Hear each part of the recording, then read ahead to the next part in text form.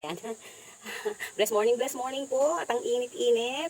For today's video ay magtatanim naman po si nanay. Kung naalala nyo po yung aking tinanim na luya ay ako'y nag-harvest. So meron po siyang mga suloy. So para po hindi ako mawalan ng luya sa bahay, magtatanim po tayo. Ayan, may suloy na po siya. Ayan, oh, kita nyo. Yan, may suloy na siya. So ang gagawin po natin ay hahatiin po natin ito at itatanim natin dito sa aking mini nursery. Ayan. Dito ko po sila itinatanim. Dito po sa paso po ng aking mansanas na nagtampo. Ito siya, yung puno niya, hindi ko pa siya tinatanggal, no? Kasi pero tuyo na po siya. Malay nyo, mag milagro si Lord, magkadahon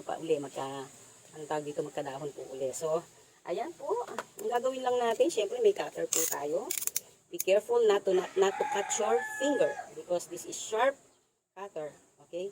So, ito po, nag-English na si nanay. So, ito po, ating hahatiin ang ating pong luya. Ayan, so dito, ayan, makikita nyo. Ayan. Simple-simple lang po yan. Ayan. Wala naman puselan ang mga luya. Ayan. So, ito, may dalawa po tayong binhi. Parang binhi po to, no? So, pag ito po ay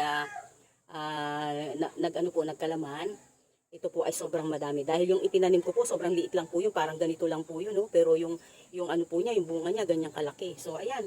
Itatanim lang natin dito sa ating mini nursery. Ayan, dito. Dito po ako nagpupunla ng mga halaman ngayon. At remember po, no, pag tayo nagtanim, halimbawa po ito, ganito kalaki, ang lalim lang po ng lupa ay kasing laki lang, o 2 times po nitong ganitong size po ng inyong itatanim. Kung ano man po itatanim yung buto, basta 2 times size po ng buto na itatanim ninyo. Ayan. So ito, hindi po yung maliit na buto ay itatanim niyo sa pinakamalalim na maghuhukay kayo ng malalim, hindi po tama yun kasi ang mangyayari po doon, hindi siya masisinaga ng araw at pag diniligan ninyo, hindi po siya matutuyo, ang mangyayari ay mabubulok po yan. Ayan. So, ito na. Hindi na kailangan maghuhukay pa. So, ganito lang po yan, no? 2 times na size po ng ganitong, ng ganyang kalaking punla, binhi ba? Ganyan. So, itong kabila, dito naman tayo. So, ganun din po yung proseso, no? Ganito din, kalaki na size. So, ayan. Dito po yung suloy. So, ayan. Ayan.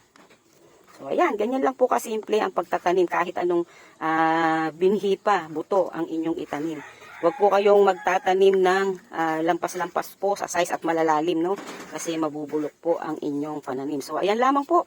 At tayo magtanim ng magtanim o maganda may tanim tayo. Dahil pag tayo may itinanim, mayroon tayong aanihin. So, salamat po sa inyong panunood kay nanay. Mapagpalang araw po sa ating lahat. Tandaan po natin, pag ang ating pong lupa ay basa, pag tayo ay nagtanim, wag na po natin siyang diligan muna. No? Siguro mga good for 2 days, ganyan. Wag niyo po munang, habang basa po yung lupa, wag niyo po munang diligan. Dahil ang mga luya po ay maselan po. Ayaw po nila ng sobrang tubig. Katamtaman lang po.